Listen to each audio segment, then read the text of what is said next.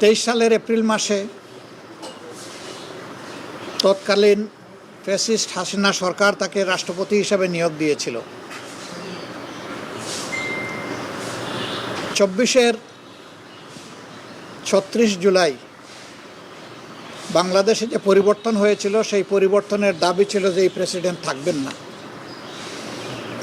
কারণ তিনি প্রেসিডেন্ট থাকা অবস্থায় অনেকগুলো অঘটন ঘটেছে। বিশেষ করে জুলাই রিভলিউশনে এতগুলো মানুষের জীবন গিয়েছে, কিন্তু রাষ্ট্রের সর্বোচ্চ অভিভাবক হিসাবে তিনি কোনো দায়িত্ব পালন করেন নাই। শুধু নীরবতা না, জনগণ মনে করে যে তিনি এই অপকর্মের মদতদাতাও ছিলেন।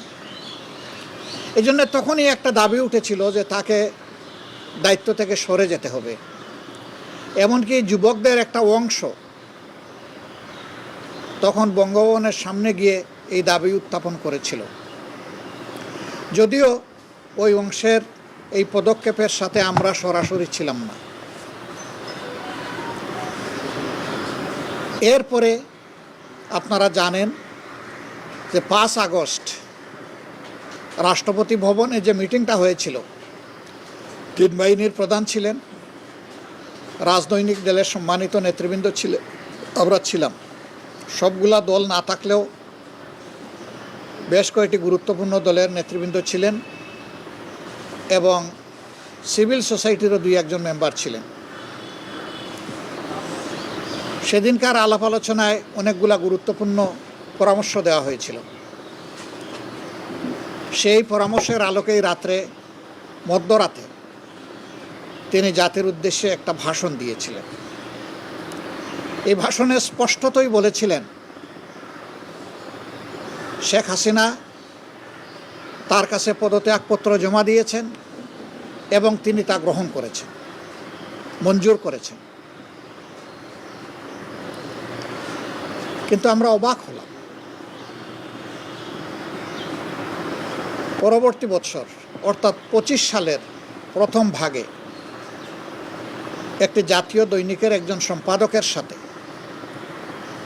তিনি কথা বলতে গিয়ে, সাক্ষাৎকার দিতে গিয়ে তিনি পুরো বিষয়টাকে অস্বীকার করলেন।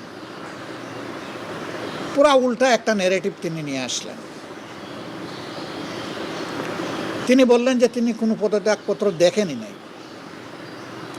তাহলে সেদিন বাংলাদেশের 12 কোটি মানুষের সামনে তিনি যে বক্তব্যটা দিলেন সেখানে তিনি মিথ্যাচার করেছেন। অথবা সেদিন যদি তিনি সঠিক বলে থাকেন তাইলে পত্রিকার সাথে যখন তিনি ইন্টারভিউ দিতে গিয়েছেন তখন তিনি মিথ্যাচার করেছেন। পরস্পর বিরোধী, সম্পূর্ণ পরস্পর বিরোধী দুইটা জিনিস তো সঠিক হতে পারে না। আমি সেই দিনই আমার প্রতিক্রিয়া ব্যক্ত করে বলেছিলাম যে দুইটার যে কোনো একটা মিথ্যা হবে। যদি একটাও মিথ্যা হয়, যে কোনো একটা, তাহলে প্রেসিডেন্ট তার শপথ ভঙ্গ করেছেন। রাষ্ট্রের সর্বোচ্চ মর্যাদার এই পজিশনে থেকে তিনি মিথ্যাচার করতে পারেন না। আমি বলেছিলাম যে তিনি এখন আর এই পদে থাকার নৈতিক অধিকার হারিয়েছেন। আমি বলেছিলাম তার জন্য উত্তম হবে নিজ থেকে সরে যাওয়া। তিনি যাননি। বর্তমান সরকারও তাকে সরায়নি, বরঞ্চ যে মানুষটা স্বৈরাচারের দূষর ছিলেন তাকে সরকার রেখে দিল এবং জোর করে তাকে দিয়েই জাতীয় সংসদের প্রথম অধিবেশনের উদ্বোধনী দিনে আমাদেরকে ভাষণ শোনানোর কসরত করা হলো। আমরা বিরোধী দল তার প্রতিবাদ করলাম। আমরা বললাম যে এমন কাউকে সংসদে ভাষণ দেওয়া ব্যবস্থা করা উচিত হবে না যিনি স্বৈরাচারের দূষর ছিলেন, যিনি গণহত্যার সাক্ষী নন, সহযোগী ছিলেন। কিন্তু সরকারি দল তাই করল। আমরা সংসদ থেকে ওয়াকআউট করলাম। আমরা ওয়াকআউট করে বের হয়ে আসলাম। তারা শুনলেন। তারপরে এই সংসদে আমরা অবাক হয়ে দেখলাম যে 300 সদস্যের মধ্যে, অবশ্য 300 তখন ছিলেন না, 298 ছিলেন। 298 এর মধ্যে 5 জন মানুষও প্রেসিডেন্টকে ধন্যবাদ জানাননি তাদের বক্তব্যে, কারণ তিনি সেই ধন্যবাদ পাওয়ার উপযুক্ত না।